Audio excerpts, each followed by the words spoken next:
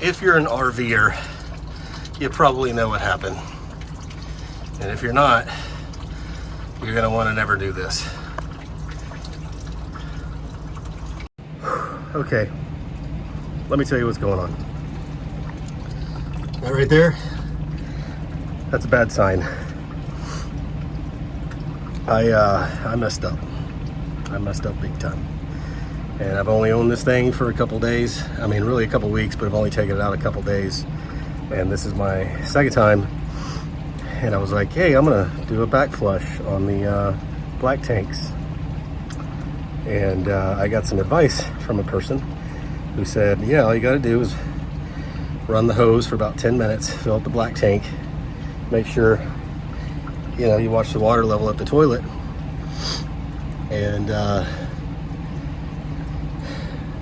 you know, make sure when you start seeing the water come up at the toilet level, you shut it off and pull the valve in the tank. Except that I set my timer for 5 minutes, not 10, because it was by myself. I thought, well, half the time that'll be safe. And then I went to check it. I plan on checking it in 3, but in about 2.5 to 3 minutes, it overflowed. And I had water dumping out of this vent all the way down into the belly. And fortunately, the rig is leaning forward a little bit, so all that stuff ran into the heater ducts and down into the front storage bay. So I am by myself. I don't have any towels because we haven't even situated this RV. So I've had some gracious neighbors over there see what happened, and they came over and brought me some sopping towels. So I'm trying to get everything cleaned up, and I'm stabbing holes in things to try and drain. And yeah, so this is it. This is RV life. I mean, when you screw up, it's RV life, right? So it's not like home ownership at all. But you know what? We live to RV another day. That's what we do here. All right. So what I've done is I've sliced a hole or poked a couple holes. That's the heater duct that runs into the floor. Fortunately, the vent in the bathroom floor caught most of the overflow water, but dumped it into the heater vent and then dumped it out of that hole, which brings fresh air, you know, ironically, from under here into the RV. Anyway, not so fresh right now. So anyway, we've got this heater duct that's got water in it. So I poked some holes here. I got to poke some holes here, but I'm waiting for it to drain into my bucket here. This is my sewer line bucket anyway, so we're good. But that's how much water that was in just the heater ducting. And then under here, my underbelly is sagging because it's full of water. So you've got insulation in there, and this is where the water's coming from. So that's not good. So I don't know what we're gonna do about that. But right now I'm just trying to drain it and get it as much out as possible. So I'm probably gonna cut a longer slit across there to there. Figure out a way to patch that up later on, get some maybe strong adhesive tape or something that can patch that up. So, but hey, we'll figure it out. We'll get it, you know, we do what we do. But yeah, that's it. Oh my goodness. So I, while working on my RV here, I am got attacked by ants. I don't know if you can see them on there, but whoo, goodness, they burn. So yeah, that's awesome. Other things I'm doing, collected a lot of water from here or into here. Was trying to fill that up with water to do a rinse. I mean, that's just my plumbing box anyway, my sewer line box. But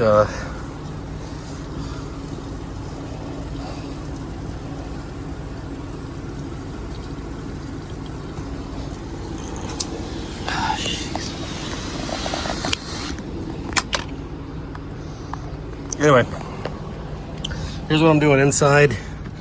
Took the walls out, the carpeted walls, so I could bleach those in the sun, wash the bottoms off, bleach, whatnot. This hose right here, I need to replace. That's the heater hose, because it attaches right there, and some of that dirty water came down into there. So I need to get up in there and clean all that. And then, so yeah, that hose needs to get replaced, because that's gonna be funky whenever we go to need heat in this RV later on. And I'll take that wall out and you know, make sure it gets bleached and dried. So anyway, that's where we're at right now.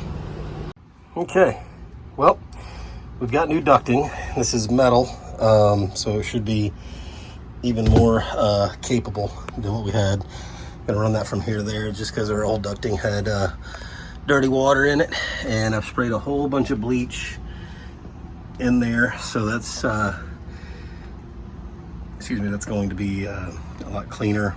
I also have an ozonator I'm running in the RV, and I'll pull it down here and run it in here tonight once I get everything buttoned up, just to make sure we're nice and desanitized and all that good stuff. So that's the plan. I'll keep you posted. All right, I'm glad that's over with. Here's the thing. That was an awful moment.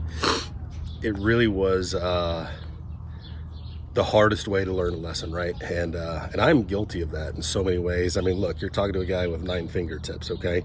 I learned lessons the hard way, and but I don't forget them. You know, once I've learned the lesson, we're done. I don't have to do it again. So I'm a quick learner.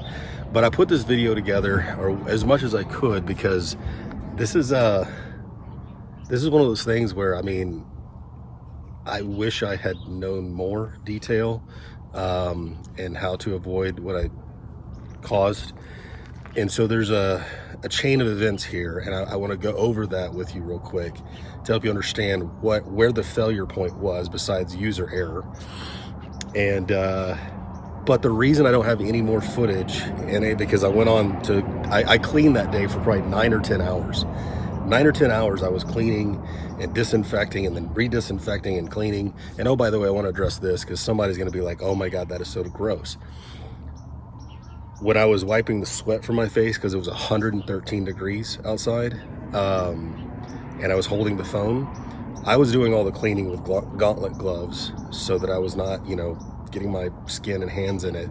I would take the gloves off, and then I would go and hold the phone, and that's when you saw me wiping my face. And I would also had Clorox wipes, and I would wipe my hands before I'd touch anything. And then anyway, so I was doing everything I could to be as sanitary as possible in a very unsanitary situation, is what I'm saying, okay? I was very fortunate that I had those neighbors that came over and dropped off a big old bag of, they were microfiber cloths, but you know what? I took what I could get. I missed my great niece's first birthday party that day. I was supposed to be there that afternoon, but once I overflowed the black tank into the basement, and then the underbelly, like it just, that became the only thing that I had to take care of. I mean, it was awful, and I couldn't leave it. And so it was an experience. And the reason I don't have the rest of that footage, I don't know if I'd said this, but the reason I don't have the rest of that footage is it was 113 degrees and all my equipment was overheating. So I thought I was filming stuff that didn't get recorded because everything overheated. And that was a big issue early on in the filming of a lot of this stuff. Is, you know, I would start a project, try and show you what the finishing outcome was, and I wouldn't have it recorded because, you know, overheating. So that sucked. But what I will say is this, here's what happened. This is the failure point. The gentleman that told me, run your water for 10 minutes, okay, he was actually, I took his advice because he was an RV repair tech, okay?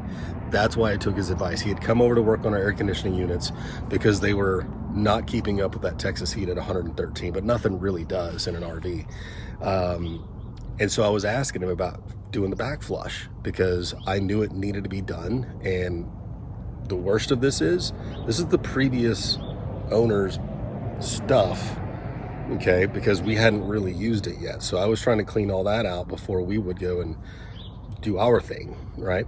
So that kicks the level up a little bit, right? I mean, it's all gross, but still very, very real here, okay? So here's where the failure point happened. This gentleman, this RV repair tech, said run your backflush into the, basically, I'll show you.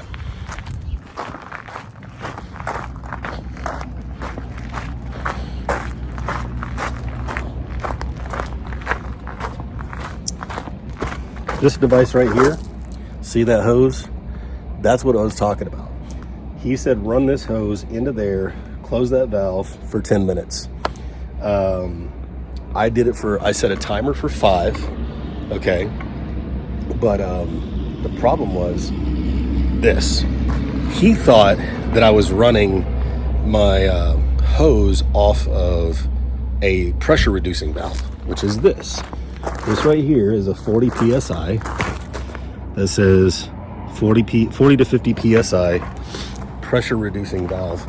So anything that comes through there, whatever the park water PSI is, gets reduced so it doesn't blow my lines, my PEX lines or little plastic lines, because they can't take that much pressure.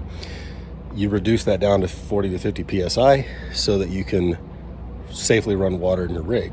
Well, I was taking that whole unit off and putting this hose direct onto here, and at that park, that was about 120 PSI. 120 PSI. It was insane how much water was coming out of that freaking hose at that pressure. Was insane. But I wasn't thinking about that because I was running it not through my rig, I was running it through there, and I was like, who cares? Except for the fact that it tripled the water flow.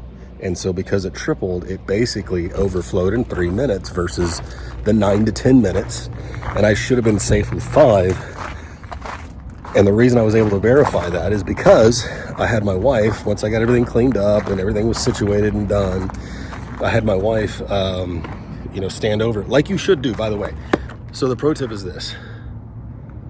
Make sure that you have a spotter who's looking down your toilet hole, basically, at least for the first few times. Now, when I run it off the pressure reducer, I have a timer on my phone. I'll run it for about 2.5 minutes, stop everything, pull the valve, and let it flow, because I know that's probably 3/4 of a tank at 40 PSI, or even half tank, doesn't matter.